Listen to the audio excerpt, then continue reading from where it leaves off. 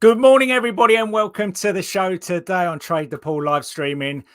The special guest, the co-host, here he is. It's Money Mitch. How you doing, Money Mitch? What's going on, team? I'll tell you what, I've been waiting to come back, and the comeback is here. I've taken a couple months off. I had twins, and I'll tell you one thing. They always say that trading is difficult, but man, twins have made trading sound pretty easy right about now. So I'm ready to get after it today. It's a day where, of course, Elon Musk is getting things pumping up or electrified. Let's see what happens with that charging in Tesla. Looks like FSD buzz out there, but we'll definitely be watching all types of stocks. So if you guys something on your radar, throw it up in the chat there. I'll make sure to catch it.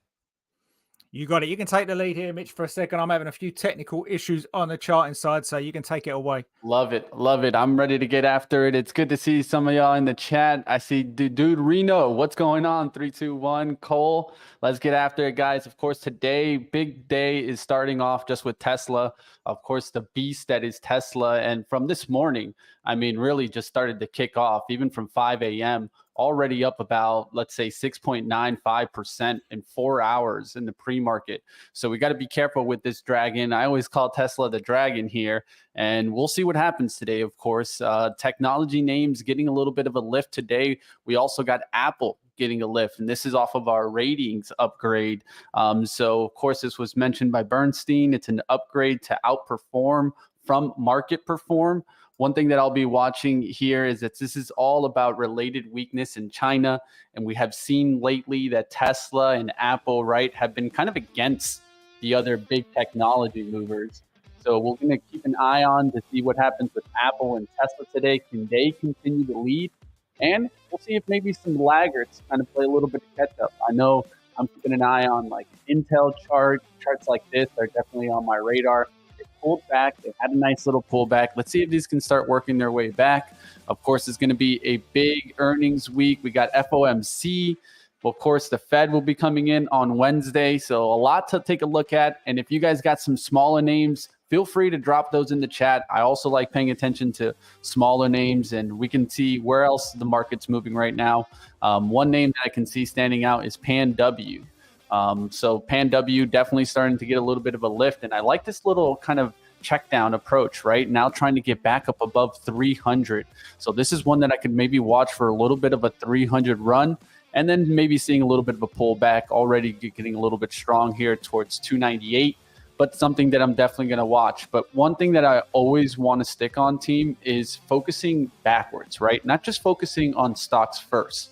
I always talk about this in kind of a macro to micro approach. So the way that I look at that is looking into like technology, right? And the sectors, right? So how are we looking at a sector wide basis? Well, as of late, what's been working kind of is, it's kind of weird, but we're starting to see even some defensive get hot lately. So we got to keep an eye on defensive. Energy has had a nice little breakout lately. So we can maybe keep an eye on some oil names.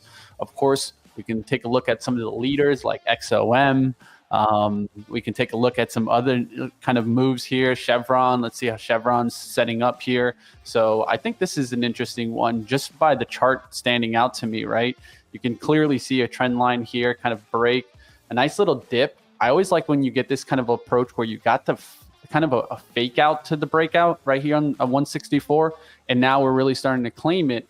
And one thing to notice is on that pullback, you did get a nice little volume bar. So let's see if we can continue with higher volume and maybe take the 166 today, going towards the 170. These are all on my radar. So definitely going to be looking at some oil. Feel free to jump in whenever you want, Scott. I'll keep taking lead here. Basic materials, also something to kind of keep an eye out for. Can we start getting gold to continue the strength? And one thing that I'm going to be watching here is here you guys can see gold. Gold is really trying to kind of make that next step up here. And so one name that I like watching in gold, of course, is AU. When this stock has a tendency of trending, it does get a nice little lift. So this is one that I can keep an eye out. And of course, we can go for the leverage plays, right? Like JNUG or something like that. That's one of the great things about that Trade the Pool has access to, is a lot of these leverage vehicles for day trading. I'm definitely going to be using those today. Going to be looking at like a JNUG. Also can be looking at the silver names. right? Because one of the things that I always look for is if gold is catching fire, will silver all of a sudden catch fire? And that's why I think you're seeing a lot of that volume coming in as of late. Last week, right? Early April, we had some good volume. Let's see if we can start seeing this check right back to the upside and maybe catch a little silver and gold. Who has actual real silver and gold? Let me know in the chat. I know there's some people that still collect it. It's good to see you out there, Scott. Good morning to you. I'm ready to get after it. Free lunch trader, you've been watching since the SPAC attack days? Oh man, I'm ready to get after it. You guys, if you guys have any stock that you guys want to check out, feel free to throw it up there too. One of the things is that you guys run the show also. Let's keep going. Let's see what else. Rivian on sympathy of Tesla. Not a bad name. Rivian is definitely one that I believe in the long run, but you guys have seen how this has trended in 2024. I mean, January started up here, guys. This has been on a big retracement. It's about 60% down. And a lot of this is being that the EVs have just not performed well. One area that I'll be watching if Tesla continues to perform well is maybe a stock like Ford or GM. So those could be on the radar today. I definitely keep those on the radar. If you're a big Rivian fan or Tesla, maybe keep your eyes on the other auto manufacturers. And like I talk about, a lot of the times I'm going to be looking at what industry is doing well, particularly because that's what I care about. And a lot of this is going to be from the open. So when you guys hear me announce that industries and sectors are up during the show, a lot of that is what I'm looking at is what's the change from the open, right? Because we usually get that first opening drive. I'm trying to see where that drive is to then maybe catch some pullback opportunities for the long side. We'll find out what we get into today. All right, guys, it seems like it's going to be one of those days where we got to be ready to battle. And let's take a look at maybe some of these smaller names. There is a couple of these smaller names that will be maybe getting a lift today. That's IBRX. So here's a small one, $8 name, trying to continue the push from Friday. On Thursday, it looks like they had some reported good data. So now it's just kind of, hanging out there right now. It's not doing too much. A couple of drives trying to get through that 850 mark. I can see this maybe just taking a quick drive to 9. Then I'll be looking for pullbacks towards the 850 for kind of a new support after breaking the resistance. So this is a smaller one, definitely that we can keep an eye out for. Any names that you guys want to take a look at, charts, keep them throwing up in the chat. And one thing's for certain, hit up those likes, guys. I want to see some likes today. If you guys are happy that I've been able to join the show and kind of give you guys my perspective, definitely hit that like button. And if you can, hit the share button. Let everybody know on Twitter that Money Mitch is back right here in the hot seat today, ready to get after it. Okay, so I'm kind of getting there. I lost everything for 2 minutes before the show, so I'm just I've got about half of it back. So I've got some scanners, I have some charts. All right. Give us a bit of your bio, Mitch. Right? So yeah, I know you're from Benzinga and Co. And you've obviously Money Mitch personally. So give everyone a bit of your bio there. Yeah, Scott. So I originally started trading in 2018 as I was going to school at UCF for finance. And I decided, you know what, let's get into this world of trading, really push hard into it. At first, I started with kind of option learning, your basic resources out there, Tasty Trade, all the big names out there, was really kind of pushing into that. And then I got into equities and realized that options really weren't for me. So I strictly stick to the equities game. And then what I really started getting into as I developed is technical analysis. I am still studying to be a CMT right now. I'm working on level 3. So we'll see when we get there, of course. CMT is the Chartered Market Technician program. That's how I have a lot of my skills. It's technical skills. And then, of course, I like to try to find what I talk about is the story. And so a lot of my trading is going to be based on story based also. Where's the attention going? What is hot for retail out there? And maybe what's a play that institution likes and retail likes? Names like that definitely stand out to me. So my background has come from going from, education and finance to then I was at Benzinga for 3 or 4 years, held pre-market prep, live trading shows for multiple years. And now I'm here at Trade the Pool, guys, and I'm really looking forward to trying to build with you guys, trying to help you guys see the market. Of course, one thing's for certain, I can't give you all the winning trades, but one thing is I will be here battling with you guys, trying to find where the trends are, where the strength is, and maybe even some of the weakness so that we can find some shorting opportunities. Gotcha. That all sounds very good. So let me introduce you to some of our regulars. You know these names in here. So Tiny T's a regular, Nolly's a regular, Boogie Woogie's always in here, of course. Great Scott is in there. Great Scott, how you doing? Scott C, Scott Crenshaw there. So they are all of our regulars. So let us know if you've got any of yours coming up. So I know you've posted this out on your socials, which is good to see. And then we'll take a look at a few hot stocks that we've got out. Oh yes, definitely excited to see some kind of loyal following, and then of course everybody else is coming in. So say hello, guys, if you're new to the show, and it's always good to see you out there. All right, so let's take a quick look at the. Let's see if we can get this screen up here, and then we can take a look at the overall market. All right, so looking at the overall market today, it's looking at the Nasdaq. We have a level at the top here that we just tip-topped into this morning, just following along a channel this morning in the Globex session. So looking to see if we can make a push out of that area right now. So just a point for you here, Mitch, is when I load it, I use a tool called LiquidVision. I've been an investment banker for the best part of 20 years. So every bit of let's just data analysis that I know of has gone into this little tool. So you'll hear me speak a lot about liquidity pools and benchmarks. Benchmarks generally being where program trades can finish, kind of in terms of the end of a program trade trend, and the liquidity pools being areas that price generally likes to come back to so the next person in line in that program can join on. Generally works in all the markets, but when you see me drawing things out, it'll probably be mostly off this session and pre-market, or perhaps yesterday's lows. That's kind of how I work and how I come up with my levels. So it'll be completely different approach generally, but generally we've always aligned. So like Michael always has his levels, and then it's like, oh, different analysis completely, but we all seem to line up on the same page to take a nice trade. So that's what we'll be looking at this morning. Awesome. I love to hear it, and I think that's always good to kind of mix the approaches, right? Because when you can find levels that both of us are looking at, then that might be something definitely to watch for. Okay, so here's kind of an example of what I'd have been doing this morning, is taking a low to the most recent high that we had, and then looking for that liquidity pool, which we just didn't quite tap into this morning. Then I'll follow it up off of that base of that channel and just follow it up as we get the new highs to go into. And right round about now, I'm here just popping out of this buy side liquidity pool. So it's always on the move. As price moves up, that kind of support that's there, that liquidity that's there, is moving up with it.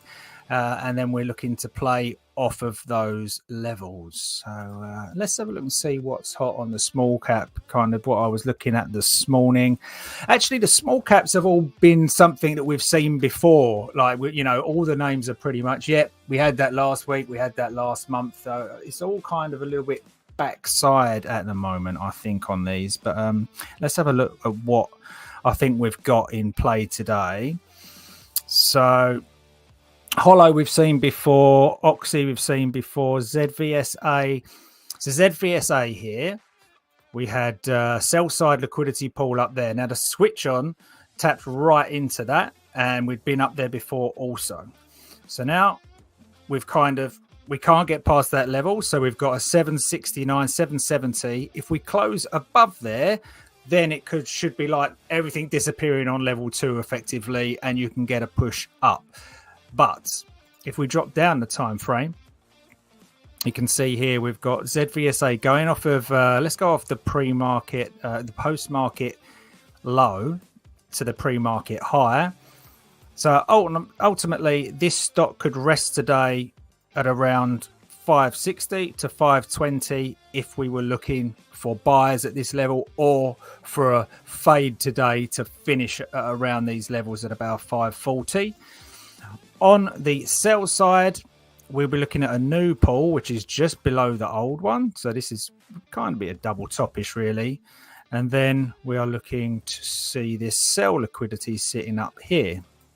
So the way I'd kind of play that is I'd be looking at the micro levels kind of if I was in the play. So every swing, I'd look to see if we're coming back to that buy side. That's my definition of a trend, is if we keep coming back for buy side liquidity and then pushing on up and we draw the next one in, that's an uptrend, right? Higher highs and higher lows. So that's pretty much what I'm looking for. But at the minute, we're kind of trapped between this level. So we'll see if the open has a preference for a dip buy down into this 563 or a push up to 7s and 705 to see if it can't curl round. But until now, right in the middle. So nothing to do on ZVSA. Throw them triggers in the chat, see if you've got anything you want us to look at, and we'll take a look. All right. And then, of course, we'll see how Tesla does. I see Scott mentioning that he's looking at potentially maybe a short there on Tesla. We'll see. I mean, it's definitely getting a nice little move. One thing that I look for a lot of times when a stock is on like kind of a decline like it is right here is, can it get like kind of a little bit of a turnaround look and then heighten volume into that? I feel like that's what Tesla's finally starting to do here. So, of course, Tesla's had a real struggle from the beginning of the year. If anything, it's been, I mean, if we can look at it here, it's like what, down, still down about like 23% for the year. So we'll look to see if we can finally start making some moves in this. It's been a nice little spike back, but it's a quick, 36% in a couple of days. So definitely look for maybe some pullbacks. Well, I'll be looking at the hourly charts, especially to see if we can pull back. Somewhere within kind of like that 180 range would be a nice little pullback area to maybe go off of some bottoming action after a little bit of a gap up. That's on Tesla. Of course, a lot of stocks to watch out there on the scanners today. Seeing DocU go up a little bit here, but of course, PHG, Philips had some news, so maybe this can really start moving. Of course, medical device. So we'll see what happens with this one, if it can pull back and get a little bit of a lift. A lot of what I'm going to be doing is watching the change at the open, right? And I focus on that to see where the market's at least moving in the sectors and the industry rotation. We'll find out what happens today. It's been lately a little bit of a shift towards defensive, but today we're getting a little bit of that turn, right? Where Apple and Tesla are getting a little bit of a lead. That's definitely going to be something to watch for now to see if Apple can get a nice little move here and really start driving back. Of course, maybe it starts to make a move here towards kind of the resistance at 176, starts making its way to 178 today. We'll see what happens. Recovering the exponential moving average of 50 will be something to watch around the 173.50 today. All right, let's see what happens if this market can really get going here at 9:24. We got about 6 minutes left. It's good to see you, Dave G. What's going on? Nice to meet you. Ready to get after it today. And if you guys got tickers you guys want to take a look at, definitely throw them up in the chat. And we'll see what happens. Going to take a look to see if maybe some of the restaurant stocks move. I see Cake on the radar here. It's just gapping all around. This is a lower trade here, not too much volume, but these stocks have been, kind of hanging out. Maybe they can really start moving here. Maybe we can get restaurants to make a move. You can see here on this industry scanner, it's like an equally weight, and you can see how restaurants have really started to prop up a little bit. So this is something that I can maybe take a look at. It's something that probably isn't the expected move. And what I mean by that is that maybe not that many people are looking to see that restaurants start to get a lift. But hey, if DPZ kind of leading the way also with a nice little move today off their earnings, maybe this can really start getting some of these restaurants going. And so I'll take a look to see what moves out the gates in restaurants. All right. So who called out? Let's have a look there. Someone looking at, I got HGH Taquito. How you doing? Good morning to you. Thinking that's going to have a nice push on the open. And then Google as well. Let's have a quick switch over here and look at Google. So Google, I'm looking off that pre-market, right? I'm looking off that pre-market to see where we might have those best execution orders above and below where we are right now. So I'd say up there around 174.20 and down around 169.20 in that kind of area. So I would want that to play out first, because otherwise we can just accumulate. You can hit that high, and that's not a bad sell if you see rejection up there. We can hit this low. That's not a bad buy if we see rejection down there. But ultimately, Google won't trend today unless it breaks out of that area once those orders have been executed. So that tells us whether or not we've got an imbalance on those orders for the days. If we've got a huge amount of buy orders, we could come down here and then work our way up, just execute a few sell orders and then continue to execute those buy orders as we go through before lunch at least. So in the meantime, what we have on Google, just going back into kind of last couple of days, is a buy side liquidity pool that we tapped into there from Thursday, and then it kind of settled down a bit, didn't it? And we're in that range now, so that's our best execution. And the question is, if we break out to the upside, we're looking for kind of 179, 180. If we break out to the downside, looking for 160, 135. Else, you can sit on your hands and wait until we kind of get up to that area to sell it if we get rejection, or vice versa. If we come down, sit on hands until we buy it around 161.5. That's Google for you. And shall I just cover the HWH for Taquito a sec? Okay, so similar thing here, kind of, is this backside? We had this play back earlier on in April. We went into very close to our benchmark here. We smashed through benchmark 1. As we know, small caps tend to like benchmark 2, or the bogey level that sits literally halfway between the two. That's now left us with a big sell side liquidity that we didn't use at any time, really. So that's still sitting up there. Off of this new lows that we've got here, we have new benchmarks. They are being confirmed at the moment 1, 2, 3, 4 times at the minute, with a buy side liquidity pulled down here at 185. So if we zoom in to what's going on today, the most recent swings we've got are right now. So we've been in pre-market highs up to 240, and then we've dropped, kind of acknowledged this buy side pull, but we haven't tapped right into it. If we are going to go any higher, up to 305, there will be the bogey level in the middle here as well. Watch out for 275. To get up there, we've got to break 235, close above it to see momentum come in on the tape. I'll be listening out for that and let you know if that does kick in on HWH. Else, I'm just going to continue watching out for these buy side levels to see if they hold as we go into the open, because we can use them as a base for a buy, but if they crack, obviously we can move down to the next buy pool as a target as well. So let's go there, move that one up as a buy side pool. That's HWH for you there, Taquito. You go, Mitch, what you got? Looking around right now to see if maybe it's a risk on type of day. So looking around to see if maybe we start to get some movement in some of the kind of the growth names. Looking right now at Cathie Wood. A lot of times if I think, growth or stocks like that, I'm starting to take a look to see if the ARKK can finally start getting a move. Of course, it's not had a good 24, but of course, Tesla is one of the main positions there. So that could also help ARK, right? Of course, start to get the move in the right direction. I'm going to take a look at Shopify right now, and looks like we're getting the bell and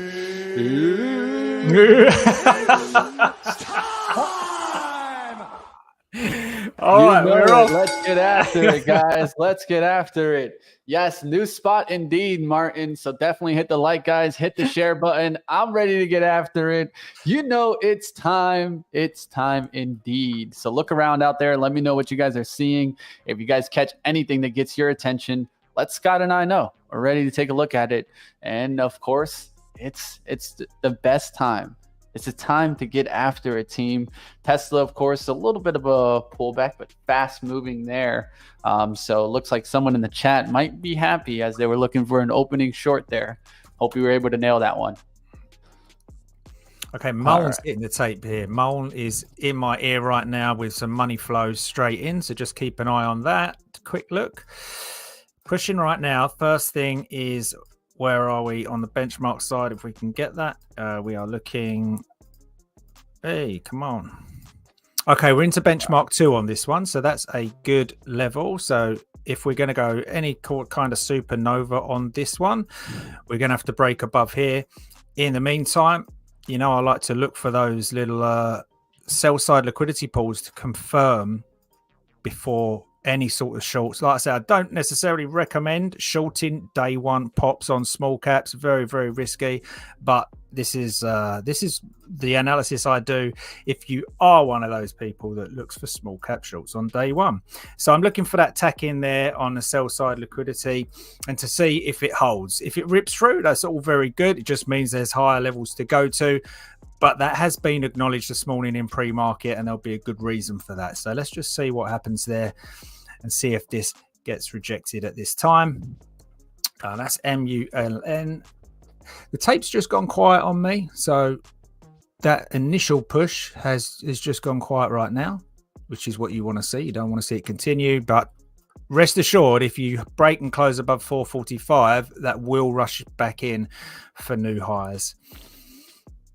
All right, I'm seeing right now technology and communication services, healthcare kind of leading the way there. So a lot of times I'm trying to find where the strength is to start. Technology up a little bit there, but I did see solar leading there. So these are stocks that have been beaten down. I might take a look at like an EMPH, maybe like a 114 pullback here, but definitely seeing some of these solar stocks get a little bit of a lift here out the gates, up about 1%.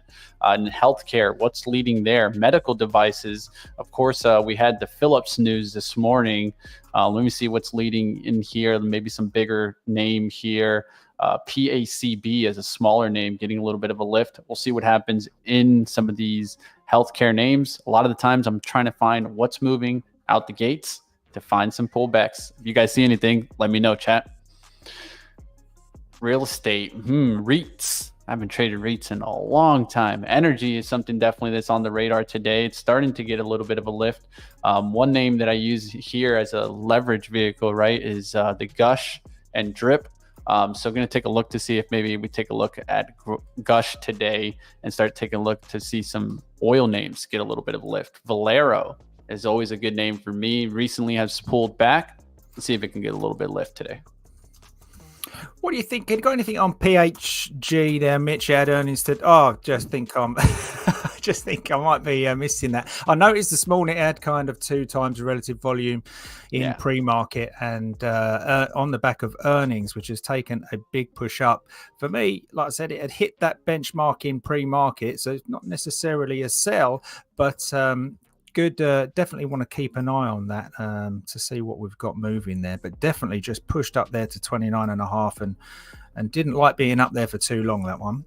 Yeah, definitely. It fights over this one, and this one trades in Europe, right? Am I to be sharing on PHG? I'm pretty sure.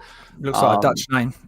Yeah. So like that's one thing to always keep in mind, right? Like this one might have already got a lot of it priced in. This is a big jump, right? I mean, you're talking from 21 up to pre-market high above like 31. That's like a 40% move there. Yeah. It's already made a pretty decent move there. I'm looking to see if maybe that affects different names in the industry. Medical device companies like Abbott Labs, Boston Scientific recently had good earnings, Stryker Corp. So a lot of times I'll take a look to see if any of those other names can maybe get a little bit of a sympathy move higher. And of course, medical devices leading healthcare. A lot of that's coming off of the PHG. PanW is gone, saying someone in the chat. I'll take a look at PanW. PanW now to 302. Remember, I was taking a look to see if this one could get to 300. So nice little move right off the gates here. Let's see if we can get a pullback below that 300, somewhere towards 299.50. I won't be mad at that one. All right, just got a second push there on the tape of volume coming in there to that same level at kind of 430. So a little bit of a new high. Again, looking like it's rejecting off. So we'll just keep an eye on that tape. ZVSA also in the ear at the moment. ZVSA. Similar kind of situation here. We didn't make it down to the buy side liquidity. We've bounced off the 200 EMA here. Sell side liquidity is up here in the most recent swing. This one goes back a long ways from the last push down. So this is an older level that pre-market acknowledged. Most recent one today that would have to break to see any more upside really is 17.25. Break and close above. Else, watch out for this $7 area. Let's have a look on the... see if this is kind of a dead cat bounce or something. Yeah, okay. So we had that run back there in February. So yeah, it's doing these pops ever since. So so look out for that one, but be careful if we do break above that kind of initially 715, or the main one here is above 770. So watch out for that. All right, guys, I have a small little tester order out here at 299.75 here for Pan W. I'll let you know if I get a fill. Wilson, you're on IBRX. Yep, we can see that going into... I've got a benchmark here right around 9. That the opening bar looked like it took the first 5 minutes. Took a look at that. Got a little starter fill there in Pan W at 299.75. 71 actually got the nice little fill there. So started a little bit here on Pan W. Definitely not going to let it go below kind of this opening kind of drive here, the 296.28. Really want to see it hold this 298 and then start getting back above the 300s. Take out that 304 on a nice little quick rip. Then we can sell half and look for the remainder. I can add at the 298 spot here. Let's see if we get 298, but if not, I won't add. I'll look for the push through 304. We'll find out what happens here on Pan W. Quick look over on the NQ, see what the overall market's doing this morning, if it's made a decision. Okay, so pushed into that top side of its channel that it's been going through in the overnight, and now just ticked down into its buy side pull. So kind of decision time here. If we start to work out of this, else if we break below again 790, we can see that flash down a little bit further. Just jumping up a time frame, see if we've got anything else below there. Yep. If we do fail that, there is a gap to fill down here at 749.5. Big, looks a big way, but we know it can cover that in no time in the Nasdaq. So that's what the NQ is doing right now. I'll keep an eye on that.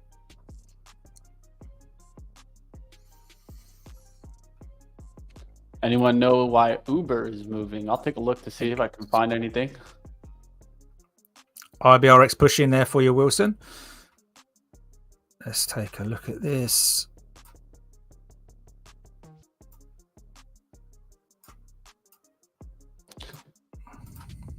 All right, getting that pullback in Pan W. Going to look to probably add here below 298. We'll see if I get that add.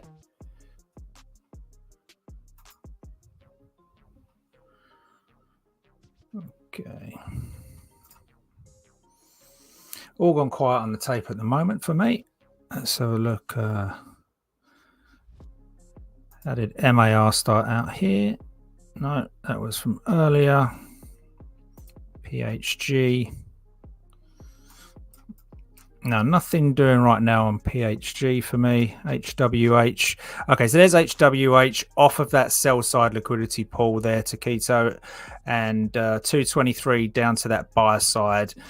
So for me, that would have been the first target at least. There is a gap down here to 188, but at this time, it does not necessarily mean this is done for the day.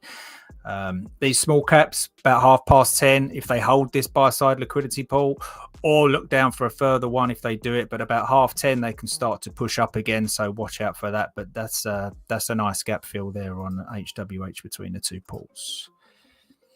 All right, orders out to add. I raised it to 298. I got 298, 297s for an add here. I'm looking for the moving average to kind of like hold here and then a push back up towards resistance. We'll look to see if we can kind of get, we got small entry here. I'm going to look to get another entry here and then risk off with kind of this bottoming action on the 296. Okay, sorry, I didn't share everyone on the screen on that HWH. There it is. That's what I was talking about. The rejection at the sell side pull there at 223, coming back down and just holding this buy side now. So this is where we look to see if we're hearing it on the tape now, because I'm interested to see if we've still got money flow coming in here. Obviously, we can see that it's popping off this level, but I'm not hearing a huge amount over the benchmark on the money flow here, like per orders per minute kind of thing. So it's one of these where I'll continue to draw these now, right? So this was the one that was going to hold. If we was going to drop, we do drop. Now we've got a new swing in. We will have new liquidity sitting in there. Now the key level to break above is 220. Else this is a pop, this is a pop and it's going to drop further. But I like to listen out for that money flow on the tape to see if, there we go. That's it. That's what happens.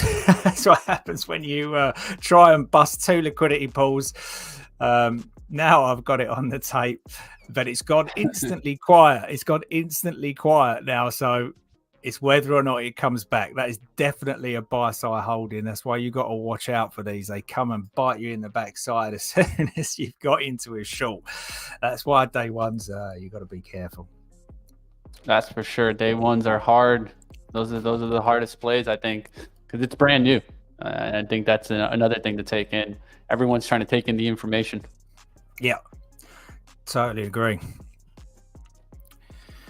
What have we got coming in there? NQ also getting power on its tape. There you go. Straight through that buy side pull. That's what I said. As soon as that comes in and busted that, like literally that is screaming in my ear at the moment. So it's a case of where is it going to go to now? See if that momentum continues on. But it's got a huge gap down here for me. I don't know anything looking left what there might be around. But yeah, similar just around 830, but for me I've got the magnet down here at 745. All right, seeing healthcare, utilities, and real estate kind of leading the market right now. I am seeing healthcare kind of lead, utilities starting to get a little bit strong. You can use, of course, the XLU to kind of get an indicator on that. As we're seeing that get a little bit of a bounce, we'll keep an eye on names like Nextera, that's NEE. You can look at Duke, right? Those types of names, Dominion. They are getting a nice little lift here. Those, of course, aren't the biggest moves, but sometimes when these get the trend, they be consistent. Of course, lately we've been seeing a little bit of a rotation with some defensive utilities. And I'm also looking to see if energy started red, but now from the open is a little bit green. We'll see if that reverses there. Back to Pan W. Wilson, you've got short on IBRX. What you got? You got a level up there? Excuse me. You got a level up there? I'm hearing it on the tape. That's why I asked. How does that one do it now? IBRX up there, just trying to tap into $10 right now. Let's see what we've got. Trying to see what you can be, what you're working from here. I can't see what you're working from. It is you got you're shorting into new highs there, Wilson. Be careful on that one. Be careful on that one. Let's see what we can have other than that most recent one. Let's do today's off of the lows of pre-market and see if we can't find you some resistance up here. Okay, working off those pre-markets. What do we got? Okay, you still got a big gap there for me. So you're literally poking above. So unless we can reject off it now, just poking above that first benchmark here. Second one's going to be up here off of our intraday now. That's going to be a benchmark up there. All right, so hopefully that current one, we are pushing through. We're just using the backside of it at the moment, but let's see if you can't get something to help you out there as in terms of resistance on that one. All right, Roku, Nolly's got Roku. Sorry, that was Wilson. Where's Nolly? Roku fast to APO1R and move stock to break even. Nice day. Well done, Nolly.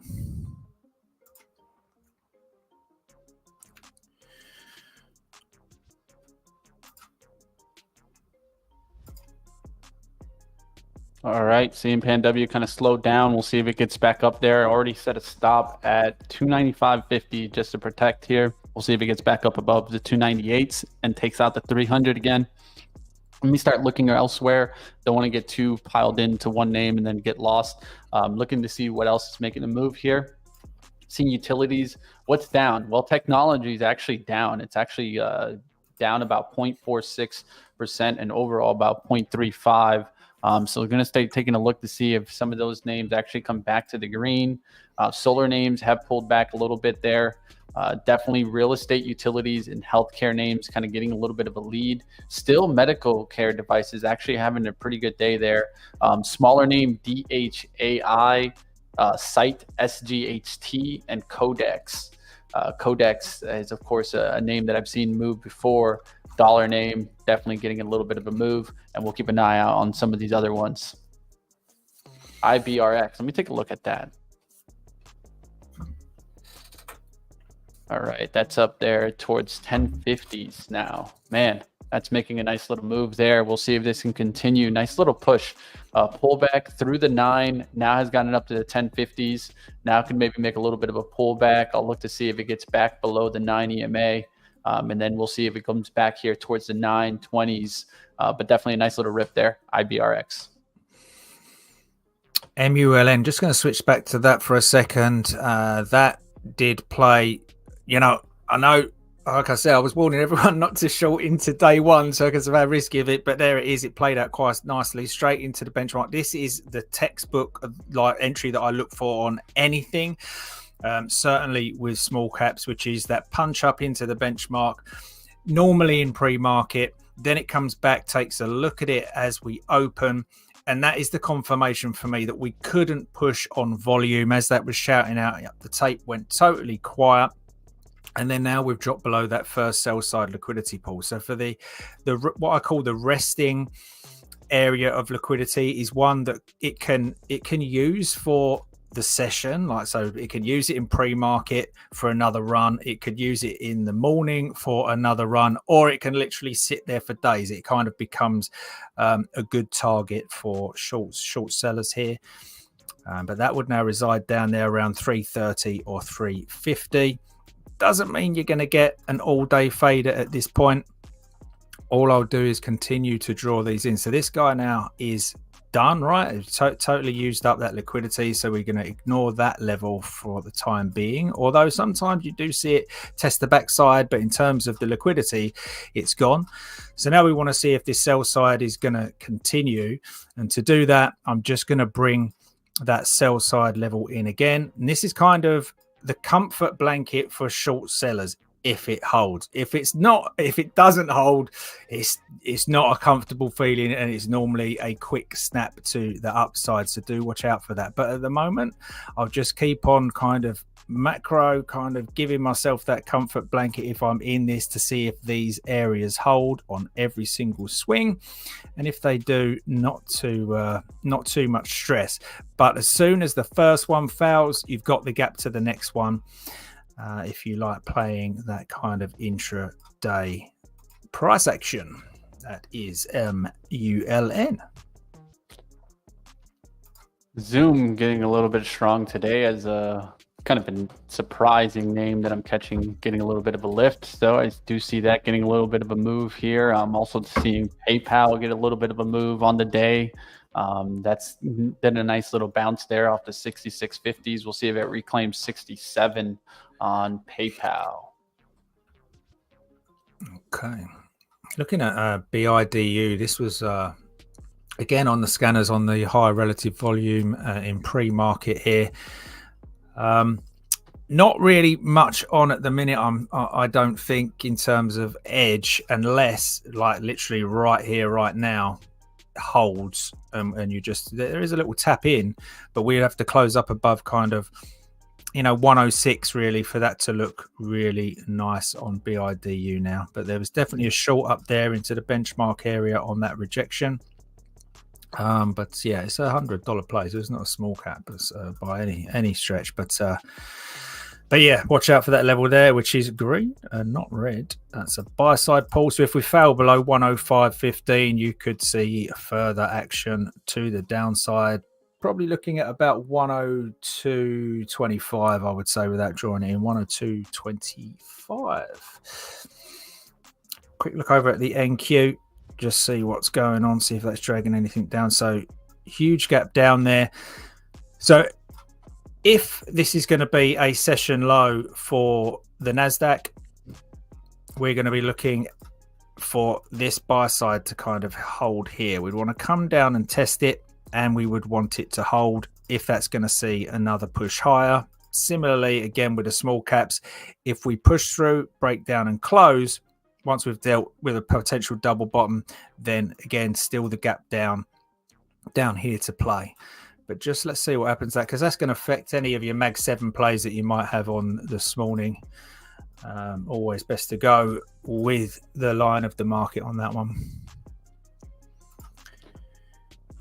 Nolly's got, why is CVX lagging on oil sector? XOM strong. You got that one covered, Mitch?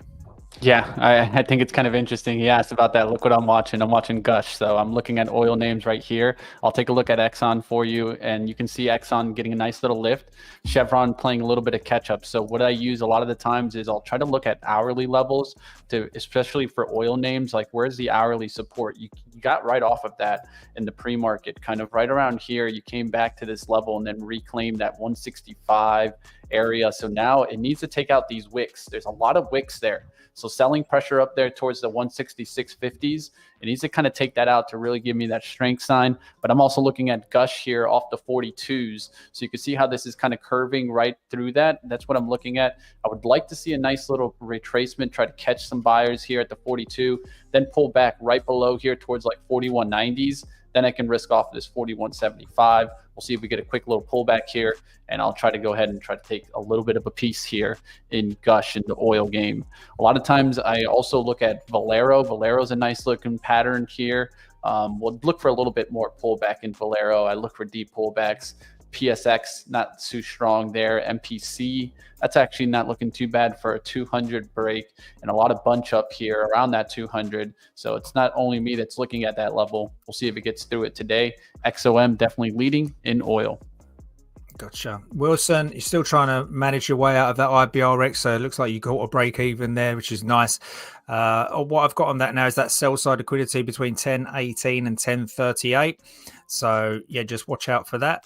We was very close to that benchmark. You know, it was about 50 cents off of that benchmark there, straight into that bogey level, right? That we watch out for. So because that is the bogey level, I don't know, you know, like I said, this year that has been holding. Normally would be straight off to benchmark 2, but those bogey levels will keep getting acknowledged for a pullback. Now, the decision now is actually it hasn't touched that benchmark at around about 11. So we've seen it play off at this level for the day before and then go back for that benchmark the next day. So let's just see what this has got right now. But there's the sell side liquidity. I don't have anything on the tape for this at the moment.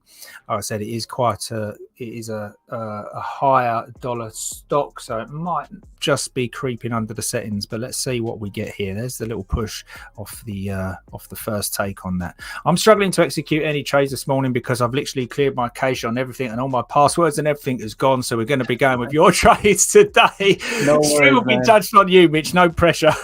Yeah. I'll have it all back tomorrow.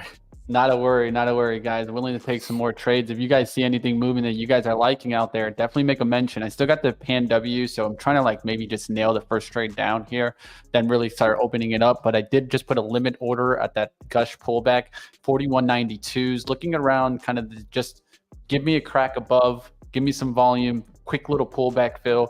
It's almost would be kind of one of those times where I expect kind of a little bit of a snap fill if I'm going to get it. What I mean by snap fill, quick little fill, and it's right back up above towards kind of above the 42 level. We'll see if we get this going. Gush, of course, XOM would be one to like just watch continue the strength, and then see Chevron kind of start taking the lead here.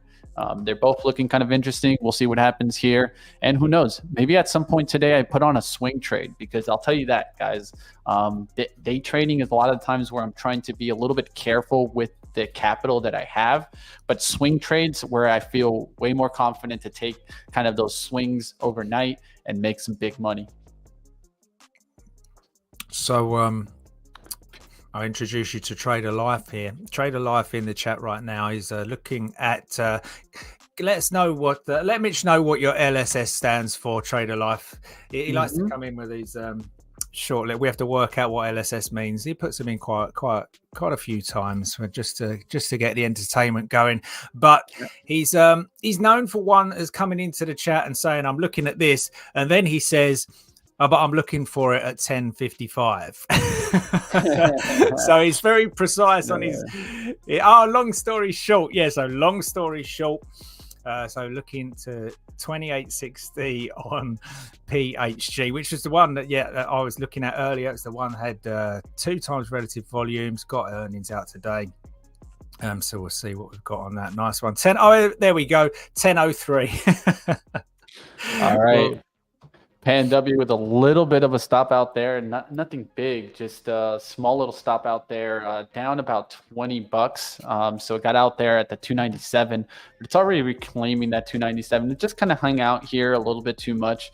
This is kind of more of one of those plays where I expect a quick little bounce and a takeout of that 300. It could still make the move. Definitely didn't want to jump too big on the risk size today. So starting it off there, $20 hit, not a big deal. We'll see if this can get through the 300. It could still be making that move. It's still holding that 296 pullback. Maybe got a little bit too tight on that 297 as it just came back down to 296.92s. We'll see if it takes out the 300 and keeps going. One thing that I'll be watching for also is CrowdStrike. A lot of times I'll try to look at the relationship to see how this is doing. You can see how CrowdStrike has pulled back also there. So let's see if it takes the next move and really starts to push. Snow, how's Snow doing? I'm not too bad today. Let's go back to the Gush. Gush is one that I'm watching and looking to see if I can get a pullback entry. We'll see if we get it. Still no entry on that one. Just trying to look at that PhD there that Trader Life's got on as well. So right now I'm sitting right at the bottom of that buy side liquidity pool, just broken out of the little trend line that it's been putting in since we've opened, but touching right into that 28.20 level, which for further downside for me needs to break for sure. But we're under everything at the moment on that, so it's got a bit. It looks a bit heavy for it. We're just trying to see where it could go to. Okay, so we put that in on this morning on pre-market. So yeah, it's jumped all of these levels, hit that benchmark too. So if we break here, my gap would be down to the backside at least 26.50 in the first instance, and then maybe down to this 24 level down here and the buy side. Let's see what we get. Put a little alert under there just so it gives me a shout. I'm sure you'll let me know, but a little alert under there to see if we break out of that area on PHG. All right, looking around, I see, of course, sector-wide, I see healthcare still taking lead here from the open. Now communication services now starting to lead here. What's making a move here? Let's find out. There has to be some big name kind of taking the lead here. Verizon having a decent day. Look at that chart. Not bad on the 5 minutes, straight up. Now just finally starting to get a little bit of a red candle. Maybe we can start taking a look to see. I know T-Mobile's in this space. Sometimes it can move with Verizon here. Looks like it's trying to take out that 164 spot here. We'll see what happens. Let me take a look at the daily chart. Daily chart doesn't look too bad. Definitely looking like it wants to start making a prop up, make a move maybe about 165 on the daily. This would be kind of one more that I maybe take a look at for even kind of a swing trade. Why? Because it's so steady that at least I know my out, right? Like below 163s, it did that undercut today. I'd like to see it hold that 163 now and really get back through 164.50. Back to the NQs then. Looking here, so we did punch under that buy side there to double bottom on the NQ, and now we're pushing quite hard off of it. So this would be kind of removed right now. That was the one that caused that momentum to the downside. Now we're coming down to that swing low. And seeing if we can get a grab all the way up. Now if it doesn't need it, like it doesn't come to it, that means like, okay, the bias when it does reverse could be stronger to the downside to fill that gap. But this is where I think it would try and make a push for. Let's see if it gets there. And if we take a look at, let's see what Tesla's doing on the back of that market move right now. So those that are regular to the channel know that I love to use that kind of zone. Excuse me, the last kind of spread that comes in on that pre-market there, sitting around there. So I like to take that spread because that's the kind of area that's going to give me those best execution prices at or after the open. So I'm literally taking that range and I'm going to look to see where it comes in. So on the downside there, anywhere around here, there'll be orders dotted above and below. So we tapped into that once. We've had a second attempt at that now. So we'll see what we get off that. And similar, I'd just be bringing this down, okay, because the best execution to the upside is still sitting up there. I'll redraw that level in a second. But for the minute, let's grab this one. The sell side liquidity that we're either looking for rejection to the downside, if we can get that in line with the Nasdaq overall, would be this level here between 187 and 188. Let me just put that best execution to the upside. I don't know if we tacked into it. That's okay. Let's bring that down. We are going in at about 195 on their best execution to the upside. So watch out for some shorts up there at 195. Okay, so we're working off that level right now in Tesla. Then we've just tapped into that first level. Remember, this is I zone this up, but they're three distinct levels of liquidity. You can see them as like literally different liquidity providers if you want. Deutsche Bank at the bottom, JP Morgan at the top, Goldman's or someone else, and they're all fighting for that best execution price amongst themselves. So that's why you can see it sometimes tap in the first level and then come back and go a little bit further. But they are three distinct price levels. I just zone it up and try and look for some sort of rejection in there or at the bottom of those areas. That's Tesla for you. All right, now I'm starting to see Chevron start making its way back. Still didn't get the fill on Gush, so I canceled that out right now. Want to see if Tesla will hold up, but that's one that I'll just keep on our radar. XOM still strong here. Let's see if it takes 120s and continues above. Valero is another one that's continued above that 168. So oil not looking too bad. It's definitely was on the radar in the pre-market. So I always like to maybe go back to those types of plays. Like, what were you watching in pre-market that you might have gotten distracted of now that you're in the open?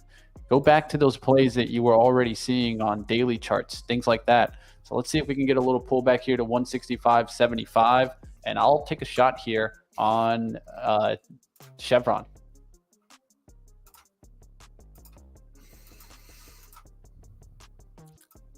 All right. PHG, just catching up with you, Trader Life, on your progress here. We've got so breaking downside of that buy side liquidity pool, which is what you want to see for shorts. Safety blanket on the sell side is sitting up there around 28.40, let's say, to 28.55. Not that we really want to see it get there. We do just want to see it give us a nice drop down and continue under. I don't know how you hold on to these yourself, but I'm quite a big fan of these momentum moving averages. It's just a stepping 4 and 8 moving averages that generally seems to hold the momentum trend really quite nicely. And when you get a close above them, you either get a little bit of chop, a little bit more range, or you can get a reversal as well off those on these small caps. But yeah, this one sitting at $28 right now. Let us know how you're getting on with that Trader Life. All right, looking to take a trade in Chevron here as it pulls back below the 166 level. Looking for around the 165.90s. If I could get there or below, that's where I'm looking at right now. I'm going to probably jump on this one. Normally I put out like limits. I might even try to market in on this one, show you guys how the market execution is working on Trade the Pool, of course. What's going on out there? Is that beginner trading? If you guys don't know, believe it or not, I actually started my trading journey on beginner trading. So shout out to him coming in with the FOMC Wednesday. Might be choppy. I would agree with that. That's a great comment there. Of course, we don't know what will be coming from Jerome Powell.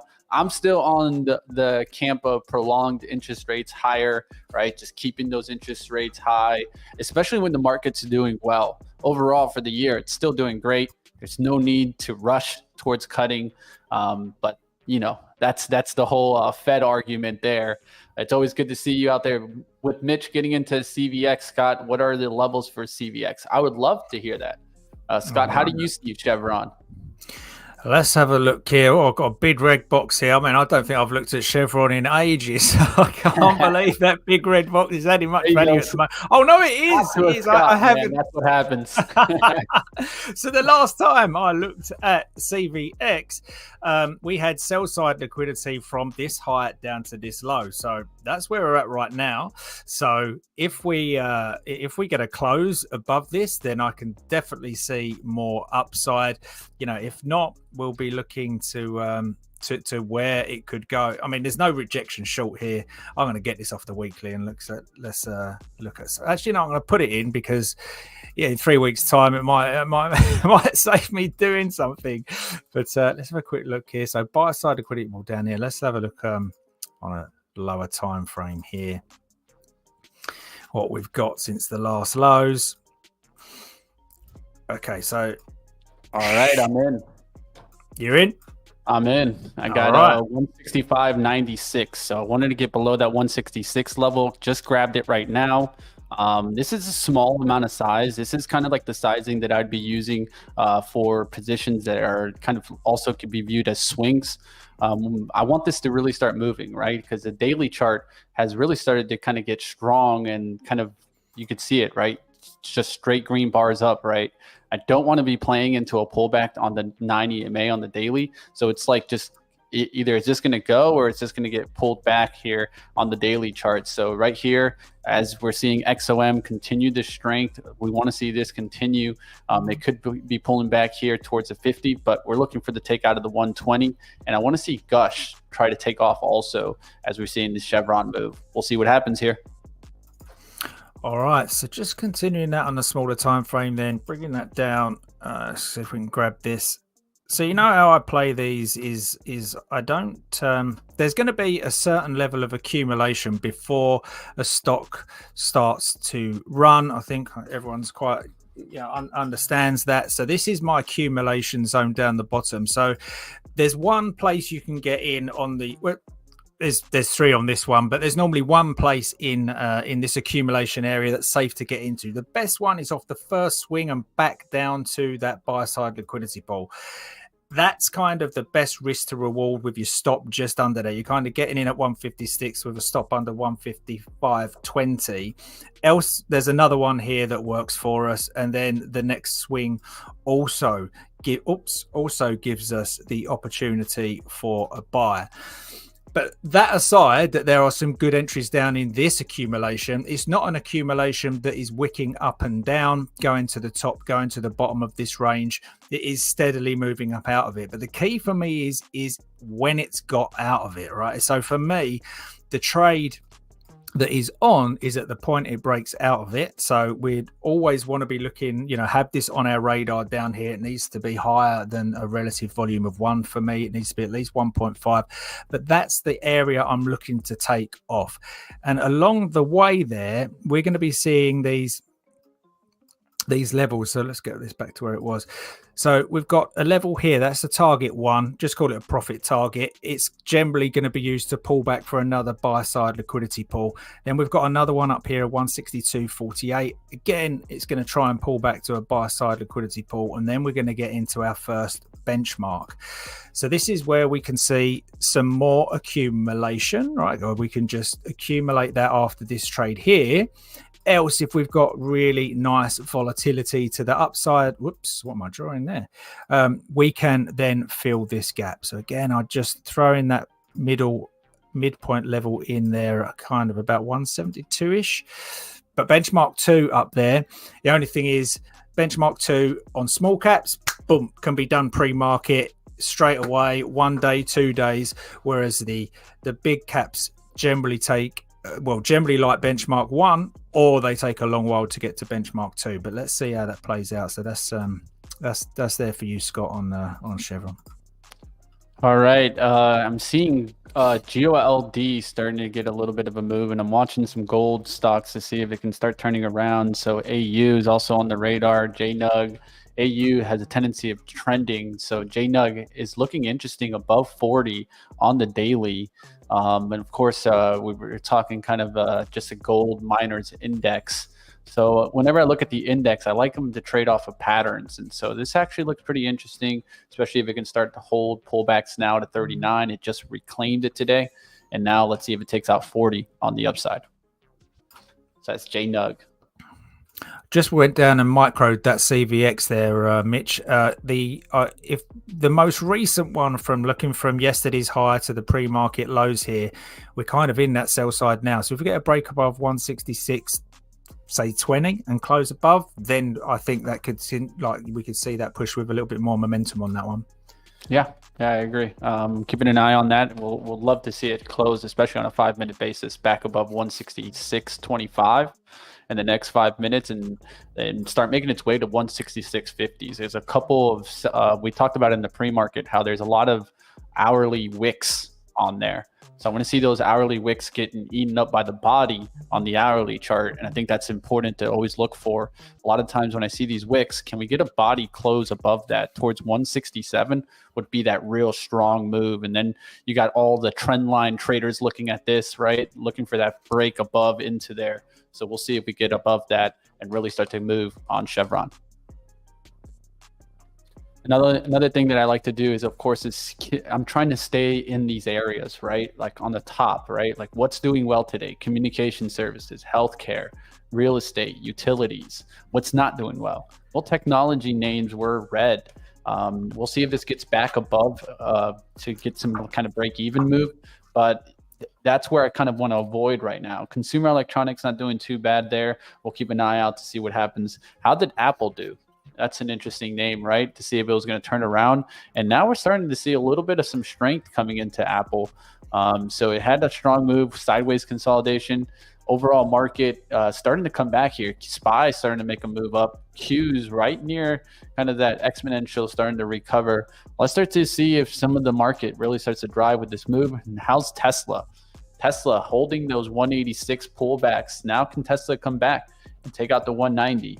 That's one of the hardest ones to trade. I always kind of warn people when you're getting into Tesla, man, because it's a dragon and it's very hard to tame. I will tell you guys that. I have traded it in the past. A lot of times what's worked for me is using the 1 hour chart on Tesla to avoid kind of that, volatility within kind of like the 1 minute and the 5 minutes, because your heart starts jumping. You start trading Tesla. Mitch. Oh, one second here. That's Mitch. Are you going to roll like this every day? You're suited and booted here, man. I'm sitting here in a trade defaulter. If you're going to roll like this every day, I've got to up my game. Come on. Hey. I always say you got to look the part too, right? Money, Mitch, got to look the part too, right? So it won't be like this every day. Some days I'll be rocking hoodies and, of course, get some Trade the Pool swag. You guys out there need to get some Trade the Pool swag. If you don't got your swag already, reach out. Let's get you guys some merch because everybody needs to be rocking some Trade the Pool. All right. I just thought have you got double cuffs on there as well with cufflinks? Just checking. Oh, no cufflinks, just the watch. Oh, right. Okay. No cufflinks. But we're working on the setup too. One of the things is eventually I want to be able to give you guys like some like kind of deeper outlook, right? Like kind of go into like charts like this, like, actually show you guys what we're looking at, right? So stay tuned, guys. We're going to be doing some nice upgrades. I want to try to do some vertical screens, some big screens on the wall so I can show you guys some trading action as we're going through it. Excellent. Sounds very good. Sounds good.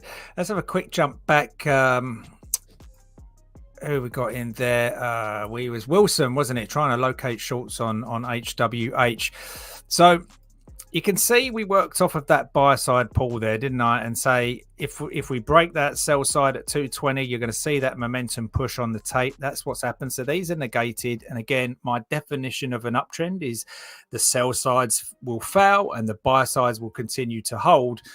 What we see on that push through that benchmark is we didn't tap into this sell side liquidity pool yet. We are now in the most recent buy side pull from this swing here at 210 up to 245. So the question is now, does this hold? We took out every level in this buy side pull, so that's no longer there. So the gap now is kind of down here to 189. But it's key as to whether this buy side pull holds or not right now. You know, I don't really like to chase on these when when you had a kind of what we got here, a 30-cent move. It can always come back and grab that, and you're going to feel some pain as it does so if you are in the shorts there. But it looks like it's hard to locate anyone anyway today. So let's see what we've got. But that resting pull is still down there at 180, 185. HWH. All right, guys, taking another one here. This is kind of more of that swing style. This is T-Mobile, and this is more based on it leading the market right now, communications and healthcare leading the market. And I could see Verizon making a nice move on the day. Verizon with a nice push, now starting to catch a little bit of a pullback on the 9 EMA. You got AT&T, and sometimes these like to move. I'm going to take a look at the ex-dividend day for AT&T. Sometimes they do like to move into their dividend. Of course, that can mean selling it today, right? Because if their dividend comes tomorrow, it could be down after that. But I will keep a watch on what's going on in communication services. T-Mobile starting to get the drive. I'll look for it to take back 164. 29 and then really start to drive. Big thing for me is on the daily chart. If we can really start making a move to 165 and close towards there, maybe we can start coming back to this March 7th high. All right, back to Chevron here, and it's definitely a battle here at the 166 spot. Hasn't really taken the big move yet. I can add on pullbacks here towards 165.75. Really going to hold towards that 165.50s. Let's see if it takes it out on a pullback, and then we get that second move. Trader Life on PHG. I wish I was with you, mate. I couldn't get into the execution of that as with anything else at this time. I will be back up and running shortly, but that's what you were saying, wasn't it? 03. Where's the 03? You gave us the 03 time. There it is. Just a couple of minutes after the break of that buy side pull, we're going down 28 to 27. You're looking to take $1 from that, right? So we'll see how that goes. Doing very well, very, very well at the moment. See how far we've got it. Still holding those stair-stepping moving averages on the momentum side. And, if you do get a bit of FOMO on these plays, like I say, when it has got momentum, when it's the right time, you still need a pullback, but you're not trying to chase lows all the time. But there is one that comes in when we've just kind of initiated that push and where we go kind of green to red and we close below there. And that's pretty much what we had on there. Really nice candle here as well. Push up, rejected straight away, and then continuation within those momentum bars. But as soon as they crack, then be careful of doing anything until you've had a deeper pullback there on PHG. But yeah, nice one. Again, Trader Life, good shout.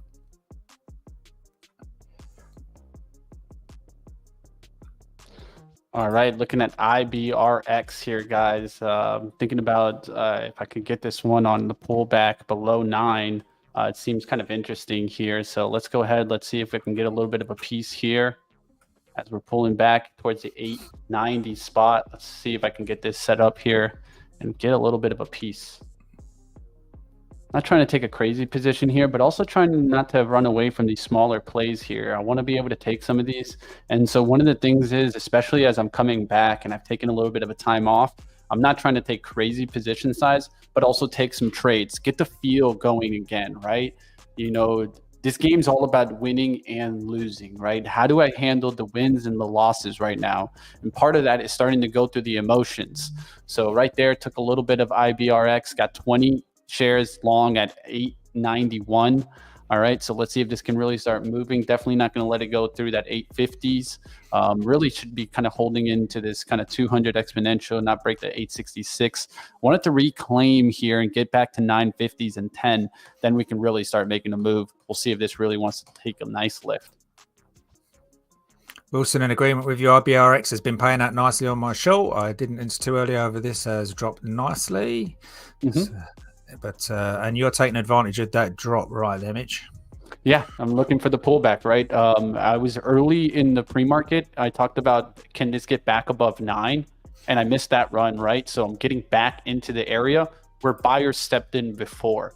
essentially trying to catch some of that where they came in. Do they rejoin the party? Did they sell the rip and buy the dip? We'll find out right now.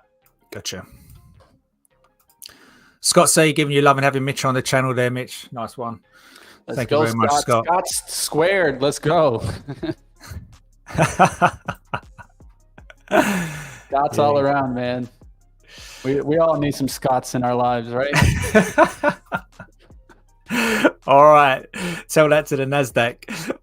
So Nasdaq still trying to push in. Nice little pullback here. I love these little pullbacks on the Nasdaq, right? They're just coming in. They push below the red bar and then they come back green right on those stair steppers. And then we get that momentum straight out of it. But let's see. The magnet's up there at kind of 916 and 920. So let's see if it can make that push up into that area. And then we'll see if there's anything to look for on the short side or whether it's just going to rush that level. Real penny name Ginkgo Bioworks. This is an old SPAC play, and one thing that I want to start putting on the radar, and I'm going to be doing some more research to find out how they're doing, but taking a look at some of these old SPAC plays that are starting to get this increase in volume. So, this is a change in volume, right? Like when we start to get to the point where you're going back towards the days where SPACs were actually hot, and now you're getting this like 70 million. And right here on this turnaround in the 80s, you can see that it's back above the $1. So you got to be careful with those because sometimes they go right back below that one. But something to keep an eye out for in these smaller names in DNA. So just checking back on MULN there. This was that textbook one. I was kind of saying to everyone, be careful of these day one plays. But we didn't come into this initial, so we went into the initial one, which is what I like to see. Then we didn't come back for that next one, which is a good sign for shorts that they didn't need to come back to it. Now we've worked that third one again. That's the comfort blanket right there. But what we need to watch out for at these moving averages is the longs come in on a color change, right? So you get those buyers come in, we tap in once or we tap in twice, and we get a color change, red to green down here, be a 1 minute or the 2 minute. Let's have a look. Yeah, it happened on both. And that's the play there that can literally stop us in our tracks, get into this 353 level. So we'd now take that. This is negated. This one is still sitting up there, right? This one was used in its entirety. So this is the one that we can actually pull down a little bit now, because we're going to take the actual higher currently to that low that's starting to pull back. And we're just going to tweak that pull and bring it down with it to see if we get that push up there. So this would be the magnet now as these buyers have come in. Their stops are going to be under there at kind of 360 area. So if we push up there, are they going to take their profits off at 4, or are they looking for it to go to the moon up to the 5s? Be careful of those longs if you are in. Get some profits off around here at the 408, 410, 420, because you can see that rejection, which can then come down and take those stops out. That's what it feels like, right? To me, it's, everyone feels like that's a stop hunt or whatever, but actually it's just coming to grab the liquidity that's already sitting down there at 350s. But totally get it when you're in long that that's what it feels like. Yeah, one thing that I love how you do it, Scott, is the drawings, because the drawings help so much, right? One of the things that I think a lot of traders struggle with is subjectiveness, right? And trying to find a way to be objective. And I think that that's what those levels really give you. And I like the drawing because the truth is that then you don't have to be like questioning, right, about your strategy. The less you can question about your strategy, the more you're going to be focused on what? Execution, right? And we're all just trying to execute, right? At the end of the day, we can take analysis, but the truth is we're all just trying to execute something, and then we can take that analysis on how our trading's going. Yeah, gotcha, exactly. And you guys can try things like that too, right? Maybe you're not using specifically Scott's levels, but drawing out the trade I think is so important, especially for the beginners, to look back and see how did your planned execution go with versus what reality happened? Like, how did you execute the trade, right? And I think that's an important thing to review. And a lot of times I do that after my trading, not during my trading, because then it'll knock you off. But after, look back. Was I intending to risk 20 cents? Did I actually risk 20 cents? Things like this can definitely benefit you. CVX just broke out that top side of the sell side pool there, so you should be seeing at least recent highs on that going into 166.40. All right, guys, added a tiny bit on IBRX there. Now I'm up towards an average of 902 and looking for this to really start to push back towards the 950s. I got about 40 shares there. Not going to go too crazy, but just looking to see if this can really start to grind higher now. This nice little curve appeal. You see how the volume is also coming down as we start to rip. And if we make a move towards 950, I'll look to see an increase of volume. So you see how this is declining here. Looking to see this change on up as we start to rip higher. So let's see if we can get a candle that makes a nice little breakout attempt with, like, let's say 600,000 shares, something like that, to show me that they're trying to take it and the algos can push it right back up. And that's exactly what we said earlier, Mitch. Look at that. That's that level that I had in, exactly as you're explaining it, on for completely different reasons. I've come into buy side liquidity pool and I've just got that push out on tape as well. So that's pushing out on volume. So I've heard that as well as I can see it on the chart as well, closing above those stair-stepping moving averages now. So yeah, at the minute that all looks great. Yeah, and all positions on now. I have 3 positions on, right? I got IBRX, I got T-Mobile, and of course I have Chevron. So let me extend this a little bit so you guys can see that. And if you guys want me to show anything, please let me know. You know, of course, I have all my trade to pool stuff right in front of me. I have charting, I have tools all around, right? I think that that's one thing that traders need to know. You need to pay for the good stuff sometimes, right? Like, sometimes I think, yeah, you can use some free tools, but if you really want to have the best tools, a lot of times there are going to be some paid tools to support you and find trading. So that's why you see me using this tool, being able to find what's moving and where it's moving in the market. Like energy, look how the sector is moving, right? That makes me feel good about my Chevron trade, right? That makes me think, okay, well, the sector is moving higher. XOM, driving pretty strong, right? And now we'll look to see if this can continue driving higher. Gush has made a nice little push above the 42s. We'll see if that can keep driving towards the upside. Leading the market today is now healthcare. And we talked about it. It was a lot on what medical devices early on. We were looking at some high cap names, Abbott Labs. We were looking at Dexcom. This has actually made a nice little pullback after an opening run. We'll see if this can start making a push back. And of course, this is all on PASG, which is finally starting to catch a little bit of some pullback action. And a lot of that, I think, is more, I love these hourly approaches. So this is the 90 EMA. I use it often. Starting to pull back around the 27 spot. We'll see if they can find some buyers and then start moving this back. But it's been on a pullback all morning. All right, IBRX starting to get the move in the right direction here. There's a little bit of a pop. There it goes, 943s, and look at the volume starting to increase. That's kind of what I want to see here. Let's see if this can really start driving, getting to 950s, and then getting towards the 960s, starting to get up there. If we can get up to 10, I'll definitely sell half of it, take the 20 bucks, pay myself, get myself back to break even, and then look to see if this can really drive. If not, I can just take the money and run. This is kind of one of those momentum plays where you got to be quick, guys. I'll let you guys know how I look at it and see where I can take some profits as we start to drive higher. 950 is an important spot to see if we can take. Then from there, I think we can make it towards the 970s. That's about the area where I could start to sell at least the first piece and look to see if the rest can drive. Nice one, Mitch. I've got BON being shouted in my ear. Now, you can go and have a look at last week. This was one I explained. This is one of like a strategy that I use, which is more of a longer term strategy. I also posted this on X under Liquid Vision. BON. So this is one. This was actually the post on X that I was saying. So I'd been waiting for this stock to, basically it was getting, let's get on a bigger time frame here, getting absolutely hammered and putting new lows in. Then we started sideways out, and I'm looking for, I've got to turn this down because it's still shouting in my ear. Bear with me 1 second. There we go.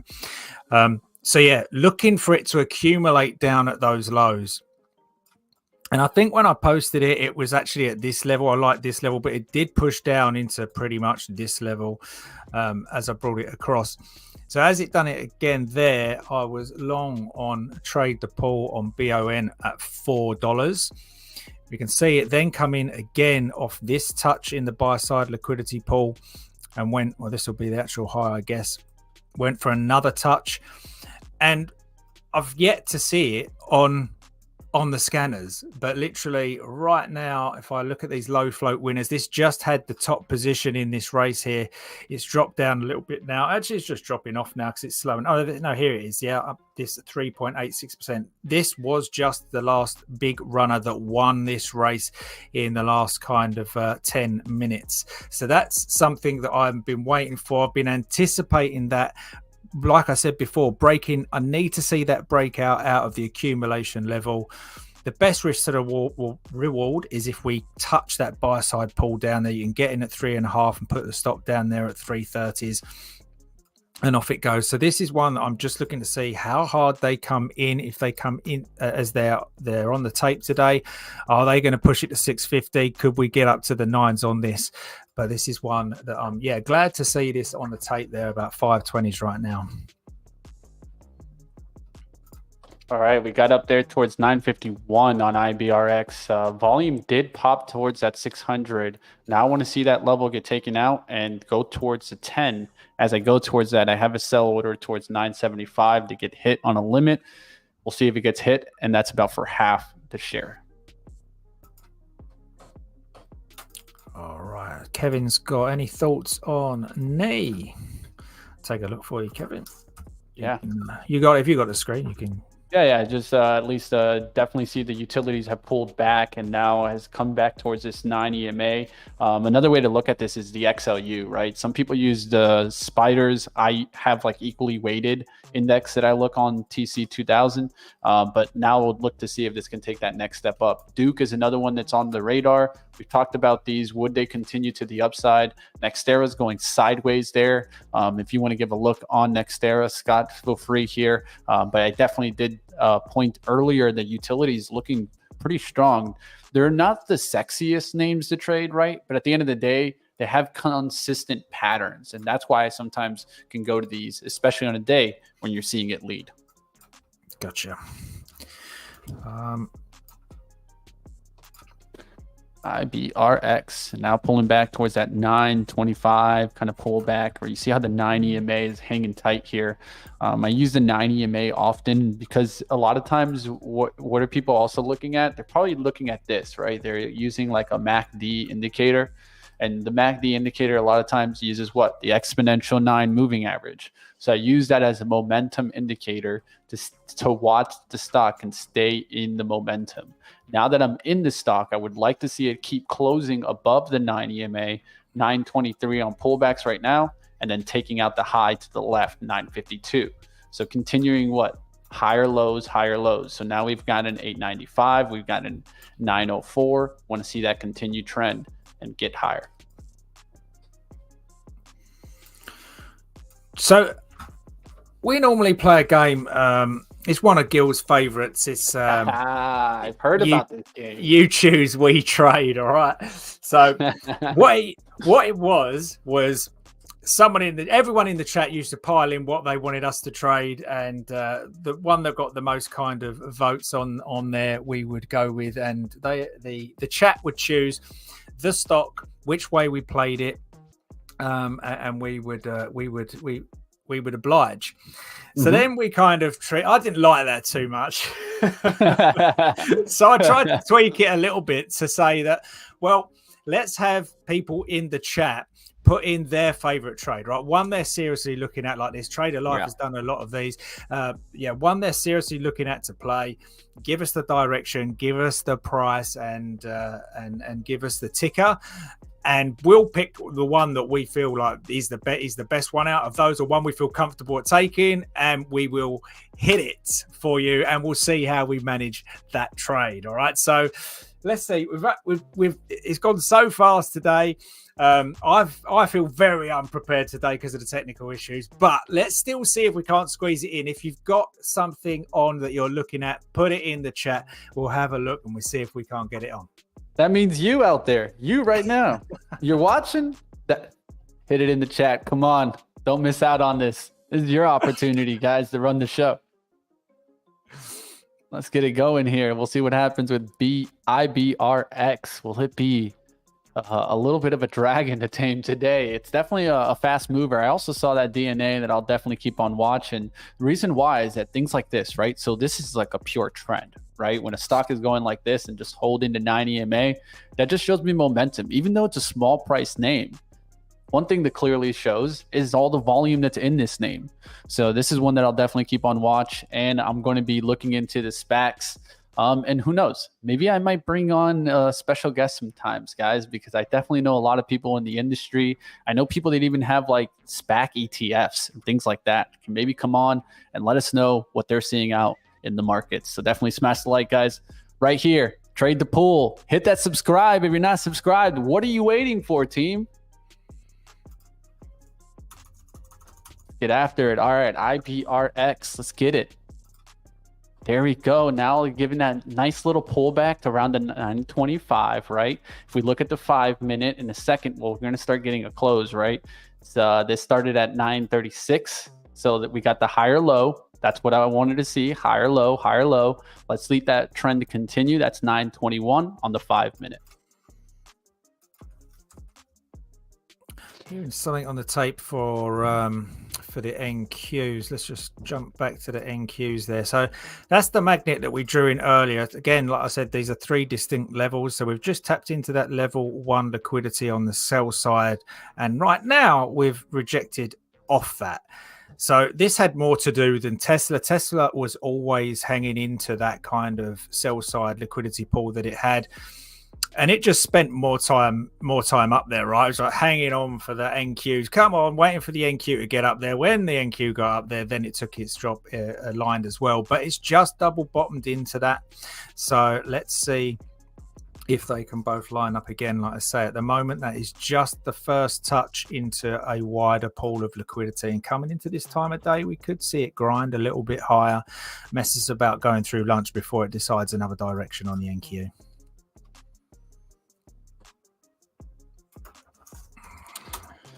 Looking to see if the Tesla can start moving back in the right direction. It just bounced off of 186 areas 1, 2, 3 times. Now trying to do that reversal back. I'm not going to jump on it that quickly, but it's something that I'm definitely keeping an eye on, because overall on the daily, this has already made a big jump, but I could see some reloading maybe happening around the 180, especially as this was in sideways consolidation for a while. People were trying to play the bounces, trying to see if Tesla would break out again. And now that it's finally above that, I think some of those people sold out, right? They took their money off the table. But will we get some pullback buyers? One thing that I'm looking at is the hourly, looking to see when this can really start to bottom out. 5 minutes might be a little bit of a trap right now. I do see the action right here, kind of in this area. But the question is, can it really start to drive here? Something that I'm waiting to see is, can Tesla turn the trend? This morning it was all green and it's been on pullback. Mitch, what's your target on IBRX? IBRX, the first profit target we want to take is towards the 970s. So you can see 975 right here, ready to go. I canceled the limit as it pulled back there, and I don't want to show my hand too early sometimes, so I'll cancel out. I already have it set though, right? The order is ready to go. All I got to do is click that sell. And then another thing that I'll always have is an order box below as a protection. What do I mean by protection? I want to be able to get out at any moment if I'm just like, whoa, what just happened here? So at the bottom, I have my 40 shares all ready to go, market order ready, and ready to get out. A lot of times in different platforms, I don't recommend market orders, but with Trade the Pool, they have worked for me. Of course, you guys look in to see what can work for you and what best is on Trade the Pool platform. but I can tell you, at least for my fills have done pretty well, especially when I'm just trying to take the money off the table, right?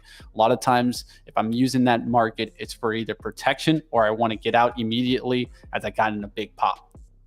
All right, so Wilson's got in the chat a little you choose we trade game. So I'm not sure how comfortable you're going to be with this, but he's putting in a short idea on IBRX from 77 to 977 to 863. So I'll tell you what. We'll do this. How about we look for a 970 something pop, right? A pop trying to get to 10. I'm going to look to sell it out, sell the order, right? Take the money off the table, put myself back green on the day. And then once we do that, we can start to look to see if we get that turnaround look where it starts to fall off, Wilson. But I think that this will have a little bit of that drive first and then start to see the turn. Now, do I normally trade with 40 shares? Not really. I'm more than willing to take bigger positions, but one of my things is, especially this is a new account, right, on Trade the Pool. I'm trying to show you guys the approach, especially as I'm coming back to the game. I've been out of the game for about like a month or two, been dealing with the twins. But this is what I like to do first, right? Get some skin in the game, start getting the feeling.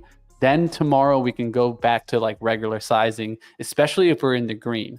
Day one on the account, I just want to end green, give myself some confidence. Confidence is so underrated in the trading space. You gotta have confidence in your abilities and your skills to keep you in success mode, right? Getting that lead, because there's going to be ups and downs here. Let's try to continue on our execution and stay in the success. Sounds good. Looking at T here for Tancredi. Yeah, the DNA one's not the worst idea. I see that coming back to one, but you got to be careful with those $1 stocks, right? Yeah. That's not a bad one mentioned. What about opinions on T long? What do you think about that? So I've got the first benchmark there being like tagged into now, so that's why we're seeing that kind of sideways movement from there. And that looks like it's aligned with the best execution levels on T today. Let me just put that up there. Yeah, so the best execution's right there as well, up at 725-ish.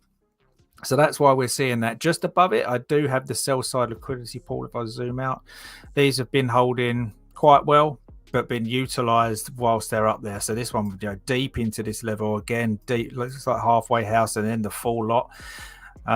So we're not quite up to this one yet, so we could see a push up into that sell size. It's a little bit awkward to call. All I can say at the moment is this is the best execution level that I would see for some shorts to come in, unless it can hold the backside of that area where it is. From the pre-market lows to the in-session highs, that resting liquidity pool would be down there at kind of 17 to 1688.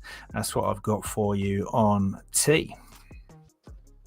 Little wall there at 950s I'm seeing on IBRX. Let's see if we can take out that 950 wall and then start moving higher.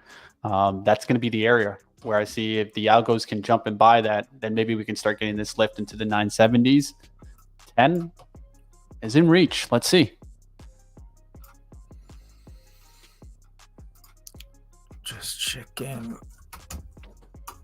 what else we got here. All right. Also moving on the day, SLNO. That's a more expensive stock that has made a really nice move. That's a therapeutic stock. Definitely a big PHG. We've talked about tons, and that just hasn't been able to catch the support yet. At least haven't seen any big move there. All right, just jumping back to what was he looking at earlier? ZVSA on that pre-market high into a sell side pull. We didn't, when we opened, we was about 10 cents off. Oh, yeah, what's that? Yeah, 15 cents off of that sell side pull, and then it's jumped down. Again, we had that kind of color change at the lows here on this moving average, but their stops would have been just under here, and that was enough to take their stops out and put you straight into that target of kind of $5.40 in the middle of that zone there. So that's it for downside ZVSA at the moment. Obviously, if it breaks below it, it can fade. It can be an afternoon fader for the day, but we'll just watch out that we don't get that volume come in, because after, well, we're there kind of anywhere from this time of day onwards going into lunch, they can squeeze you up a little bit, because they never did come up to this kind of $6.85 to $7 area on ZVSA. All right, taking a small hit there on Chevron as it turns around back below. So out, stop triggered there. Down about 40-30 on the day. So definitely going to manage that, but that's nothing, right? Try to keep it small today. And we'll see what happens here on IBRX and T-Mobile. T-Mobile's actually doing pretty decent. That's still in the green. We'll still be battling 2 positions on right now, both long. All right. PHG, as PhD doing, still coming down on PHG there. Quick jump over. So Trader Life, you still holding this? You've it just come back a little bit on us here, but I think you got down. You was 28 target, wasn't you? Or was you 27? Let's have a look. Trader Life.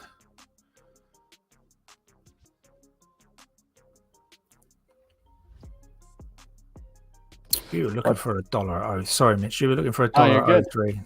Yeah, I think 28. No, you're looking for a little bit more on that Trader Life, I think, if I remember rightly. Go, Mitch. No, I'm excited. I'm looking out in the chat to see if there's any other names being mentioned. That DNA being one that Scott was looking at. Trader Life, you got back out, got out, back in. There you go. Sometimes you got to take it. I mean, what matters is that you understand that risk and return, right? If you got to get out, get back in. Hey, that happens sometimes, right? You're short off of 27.63. Okay, we'll see what happens on that. Oh, interesting trade there. Looking at PanW to see if it's going to turn back, and that still hasn't yet to turn back around. So that's just one name that I'm keeping an eye on. All right, trying to check out what that NQ is going to do going into lunch here to see whether we get that. So we didn't go in any further at this time, but we did come down very, very close to the next buy side off of that run up from the lows to the high of not the session, but the last run up where it was looking for that magnet. It was so close, wasn't it, on that buy side again? So it's just level 1 liquidity is upside and downside for the moment. So if it's going to push further into the original one here, there'll be a new one right here. So that's it's tapped into that, had a little rejection bar on it, but the Nasdaq can still continue to bust these in one candle. So it's, like I said, it's just a case of me trying to work out what's going on here. And at the moment, what I can see is kind of buy side. We had that initial push where we failed that buy side to suggest, down, but now we're just holding buy side, holding sell side. So we can now range for the rest of the session, or at least until we get somewhere after lunch to see what's going on. But at the minute there, just tapped into that sell side and seeing those sell orders come in and those offers on the tape there. How's the overall market looking here? Looks like we've pretty much gone sideways. I mean, from the open, there's really not much. There's not much action here in the SPY, at least. I mean, we are already kind of getting a little bit of a bounce back, but definitely still some sideways action in the market. Tesla started to come back there. I did see a little bit of that bottoming, that 185. We'll see if that actually holds or if it's just a little bit of a fake out there. Apple's been on the pullback here.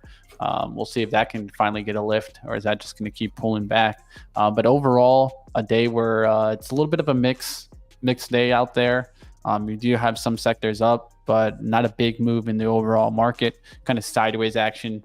And like we got that mentioned earlier today, we could see some choppy action, of course, going into the FOMC meeting, and that will be on Wednesday. So stay tuned for that. Of course, we'll have a recap for you guys as we come back on next week. But if you guys want to keep up with it, of course, I'm always going to be putting out things on my Twitter.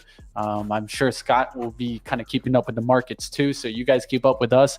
We'll do our best to keep you informed and in the know. That's what's important. Absolutely, absolutely. I mean, we've got 10 minutes to go. We're gonna we do a summary at the end, which is gonna be all yours today, Mitch. I got that. Ready to But get after that. yeah, we're gonna do that in about 5 here. But for a minute, just trying to see if there is anything else going on. Just back to that NQ there. Look, just rejected off that sell side again. And this is where I say it can start to start to kick in this sideways kind of action, and they keep taking out the highs and taking out the lows, and it's just playing with anyone in any of those kind of Mag 7 trades as well right now. So again, got this level right here that it's tapping into. It's getting tighter and tighter from what we're seeing from that opening range, and that's how you get your pennants, right? So I'm drawing these in and anticipating these levels ahead of time, but ultimately when you look back in hindsight, then you can start drawing your pennants and your trend lines, and then you start waiting for that break of that tight price action. HWH. Oh, here we go. Here's a squeeze. Look, so we come in on that HWH. Every time we were saying we're holding less on the tape massively right now as well. So they've got that money flow coming out of that sell side pull. I'm just going to turn that off because that is quite constant. 1 second. Yeah, so buy side held, sell side failed. Again, that's my definition of the uptrend. And you can see one here. If I can just grab this. It double went for it on a micro level, right? It just tapped into this one again, off it goes. And then the last one, before it went in to break that, just tapped sell side at buy side at 226. And that's the injection of liquidity you get when this literally fails. It's like because we'd taken this earlier, we'd done all 3 levels of this zone. And that's why you can move it off to the side and say, right, that's it now. So if we go and like kind of another attempt at that and we close above, that's when you can see that liquidity come in. So pre-market highs well above them now. So shorts will be, scared at least of this squeeze. The brave ones are going to still be shorting into this like crazy to see if they've got that 250 $half mark, to see if they can't play off that. But stocks that hold in these buy side pulls, all I can say is just be very careful on the short side. So the most recent one that I'd be looking at almost takes it back to where it come from before that squeeze. The buy side being there down around 235 now, but it continues to push up. The bogey levels at 273, benchmark 2 up at 305 here. So we'll just see what that's got to do. See if we've got any money. Oh, hollow's coming through on the tape, not HWH. But there's that gap there. You've seen that happen many a time, Wilson, where that breaks that sell side and gives you that. And Taquito was on this one as well, so nice one. Laura, how you doing? Welcoming you as well, Money Mitch. One of yours? Yeah, it's good to see you out there, definitely. And get ready, guys. We're just getting started. Like I said, I'm getting back into it, and we're going to take some swings. That's what I'm all about. Definitely not going to shy away from taking some swings. And sometimes we're going to even hold overnight. I think that's one thing that I'll be bringing to the stream that normally we do kind of more on that day trading focus, right? But there's nothing wrong with doing a little bit of some swing. Of course, you got to manage how you're doing it with Trade the Pool. There's certain rules to go by, and I'll make sure to kind of be going through that and explaining it. But I'm definitely looking also sometimes to take some swings. We'll see how that works out. That sounds good. That'll be good addition to the show. We're taking some swing trades. Yeah, Scott, do you do swing trading or are you mainly focus on day trading? So I mainly focus on the day trading. Like I said, that BON trade. Let's just have a quick look at BON. That BON trade is a different strategy of mine where I'm looking for those bottom feeders. I'm looking for that unusual volume activity at the lows. This one had a reverse split as well, so that's perfect. Hang on to that reverse split on my watch list for 10 days, and then this one I'm happy to hold as a longer term trade. But that is more I'm looking for the small cap before it pumps, as opposed to holding overnights on the mid caps or big caps. So that's why it'll be good to see you do that.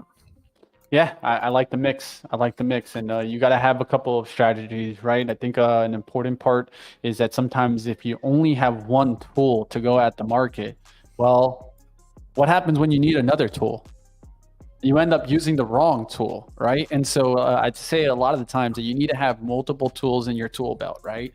What type of trades do you look for? Another big thing is looking into the market to seeing what's working, right? Because sometimes the growth trades are working. Sometimes the value trades are working.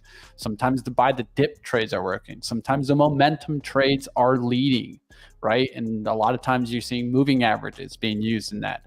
You got to know what's working in this market and what's not. Absolutely. And that's another reason why I'm not going too crazy today, guys. I got to find what's working, right? That's a lot of times that's going to be based on your own trading too. Like, how do you trade and what's working right now? Give the guy some time, guys. He'll be back. You still got to be running on a few hours sleep, though, surely, no? Oh, you know it, man. Hey, they say it. There ain't no rest for the wicked. And unfortunately, and it's true, money don't grow on trees, guys. I got bills to pay, I got mouths to feed, and there ain't nothing in this world for free. That's true. Excellent. It is true for sure. All right, guys. Looking for this to start changing. So IBRX is like an important inflection point, right? We want to come back and take out the trend line at the 950 and really start making that move to 10. But right now, it's kind of at the point where I don't even want it to get back below $9 was a pretty interesting buy on the dip buy. At this point, we've gone sideways. We've had consolidation. We've had the levels that it could have gone and lifted off of. So now it's kind of like what I talk about, go or no go. What do I mean? Well, at some point, I just want to hold kind of close to break even and let the trade either play out or it cut me out. A lot of times I'm taking my trades based on risk and return. So at this point, I can almost cut the risk off and just let the trade try to do its job. And a lot of that is going to be if they can get it driving higher back into the 945s and the 950s. And it's a lot of this is the algorithmic volume. Let's be honest, right? Will they take it back up? We'll find out if they can go ahead and kind of hold this 5 minute, take out that 950, real move back down below 9 will get me right back out. And let's do a little review. Do you want to go ahead and knock that out? Yeah, let's go.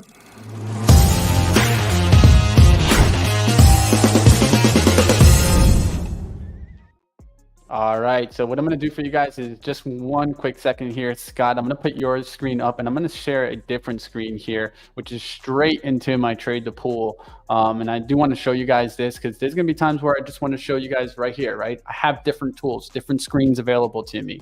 So here's that IBRX trade. Let's go really quickly with that as I'm keeping an eye on it to see if we can just at least bounce to the 940s. Then I can just go and talk about other trades.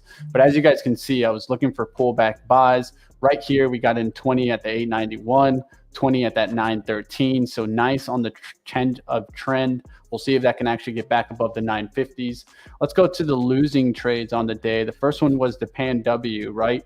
Was looking at a little bit of a pullback here, opportunity to see if this would kind of get the nice little push after the pullback above 300. We got in right here, 5, right? 5 shares each time, trying to size into the position. Some people don't like sizing in. I really do like it because at the end of the day, I'm trying to build a position up. It doesn't need to be immediately into the green. Just needed to look for those nice pullback opportunities. And then right here is when we sold on the pullback. It eventually got close back towards my average. But as you guys can see, it's been downtrending since. So sometimes when you cut it, it's actually going to be a good thing. In this case, a good thing, right? Because all we've been doing is declining below that support, and that would have definitely cut me out, that 296 below. So was able to get in this, lost a little bit, only 18 on that loss. Let's go to the Chevron, second loss on the day, but this one was for a second there doing well. So on the day trade, it started to drive. It just didn't keep the momentum for kind of the overnight action. So you can see this pullback coming into this 165. We'll look to see if we can get back above now, as it did pull back and stop me out right off of the support, right? So I didn't want to let it go below that kind of downside action out the open. We did get that down move, and now it's starting to come back. We'll look to see if XOM kind of gets a nice little push also. Oil did pull back. Now could maybe find a little bit of a bounce. XOM probably the strongest move in oil, but keeping an eye on that one.